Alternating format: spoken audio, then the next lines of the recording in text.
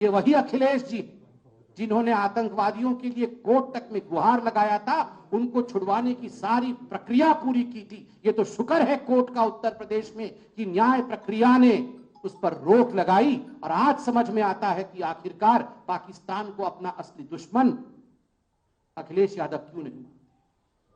आज लखनऊ में बैठकर भारतीय जनता पार्टी अखिलेश यादव जी से एक चैलेंज करती है, एक चुनौती करती है, और वो चैलेंज है, अखिलेश जी यदि आप में हिम्मत है, नैतिकता है, मोरालिटी है, क्रेडिबिलिटी है, तो आप अपने उम्मीदवारों की सूची को जारी करें।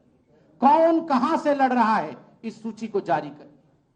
हम सब जानते हैं ये सूची जारी नहीं होगी, और क्यों नहीं होगी यह भी आप समझते हैं। मीडिया वालों ने मुझे इससे पहले बताया, आने से पहले मैं कुछ अपने मीडिया के भाइयों से बात कर रहा था, उन्होंने कहा टिकट तो भाई साहब व्हाट्सएप से जा रहे हैं, व्हाट्सएप से भेजे जा रहे हैं, घोषित नहीं किए जा रहे। नाहिद हसन का घोषणा हुआ था, नतीजा पूरे हिंदुस्तान में रहा आक्रोश, और इसी कारण से उम्मीदवारों की सूची घोषित नहीं हो रही। बंधुओं, कल मैंने यह भी सुना, टीवी में देखा, मैंने अखबारों में आज पढ़ा है, अखिलेश जी ने चिट्ठी लिखा है इलेक्शन कमीशन को। वो चाहते हैं कि हमारे जो मीडिया के बंधु बैठे वो ओपिनियन पोल ना दिखाए, ओपिनियन पोल ना करें। स्वाभाविक है, आज ओपिनियन पोल पे बरसे हैं। मैं आज लिख के दे रहा हूं, 10 मार्च को ईवीएम पे बरसे। आज ओपिनियन पोल खराब नजर आ रहे हैं, 10 मार्च को शाम तक बोलना शुरू कर देंगे ईवीएम खराब थे तभी हम हार गए। ना इनको जनता की ओपिनियन से मतलब है, ना इनको संस्थाओं के ईवीएम और कोर्ट से मतलब है, इनको केवल और केवल गुंडई से मतलब है और किसी विषय से मतलब नहीं। मैं अंत में सिर्फ इतना ही कहना चाहूंगा कि ये जो चुनाव है ये एक्सप्रेस वे का चुनाव है। This election is an election of express way, and this appeal of mine is the youth of Uttar Pradesh, the educated dynamic youth of Uttar Pradesh. It is a versus election, expressway of Bharatiya Janata Party versus the expressway of Samajwadi Party. The expressways of Bharatiya Janata Party are Ganga Expressway, Purvanchal Expressway, Bundelkhand Expressway, Gorakhpur Link Expressway. और जहां तक Samajwadi party का सवाल है, गुंडई expressway, रंगदारी expressway, दंगई expressway और mafia expressway.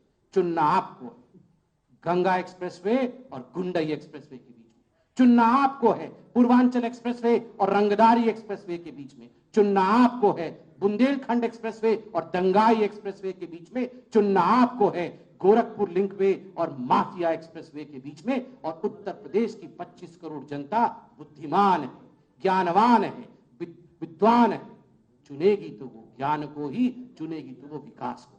बहुत बहुत धन्यवाद। कोई प्रश्न हो तो अवश्य पूछें।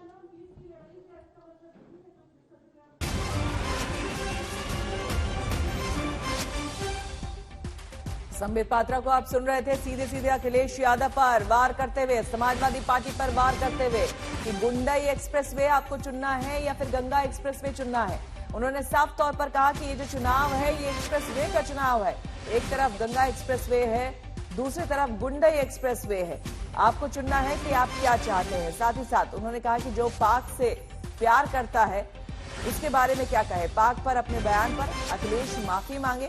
चुनाव में जिन्ना पाक को लेकर अखिलेश यादव आए थे, न कि बीजेपी लेकर के आए।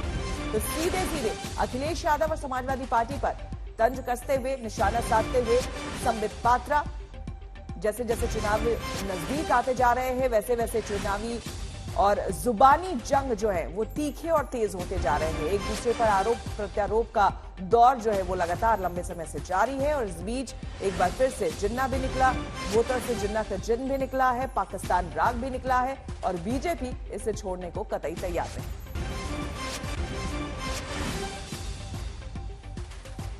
संबित पात्रा ने साफ तौर पर कहा कि 2017 के पहले के समय को याद कीजिए। अब उत्तर प्रदेश की आर्थिक हालत भी बेहतर हुई है, वहां की कानून व्यवस्था भी बेहतर हुई है और जिस तरीके से अखिलेश यादव पाकिस्तान को दुश्मन नहीं मानते, ये उनकी सोच और मानसिकता को दर्शाता है। 10 मार्च को सब कुछ साफ हो जाएगा। बीजेपी प्रवक्ता संबित पात्रा आपसे कुछ ही देर पहले प्रेस कॉन्फ्रेंस में कहते हुए कि अखिलेश यादव जिस तरीके की राजनीति कर रहे हैं वो देश के लिए ठीक नहीं है। पाक पर अपने बयान पर अखिलेश यादव को माफी मांगनी चाहिए। एक बार फिर से आपको सुना देते हैं क्या कुछ कहा संबित पात्रा ने।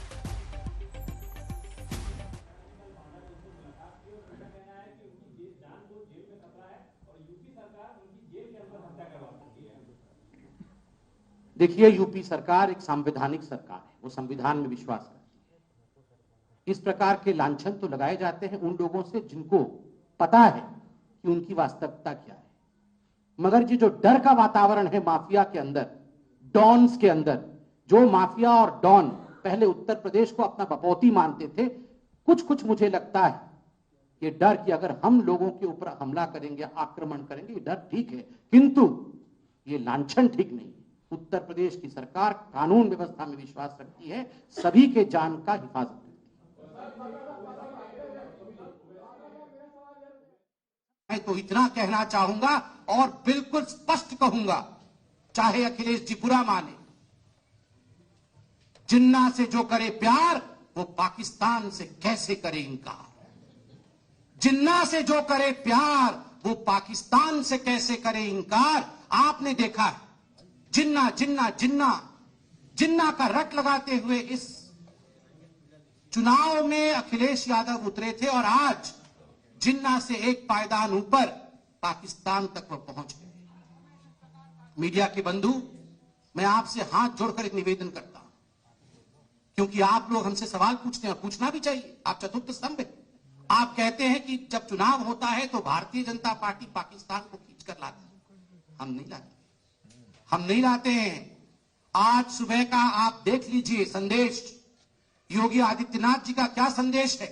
स्थापना दिवस के अवसर पर योगी आदित्यनाथ जी का एक ही संदेश है और वो संदेश विकास का।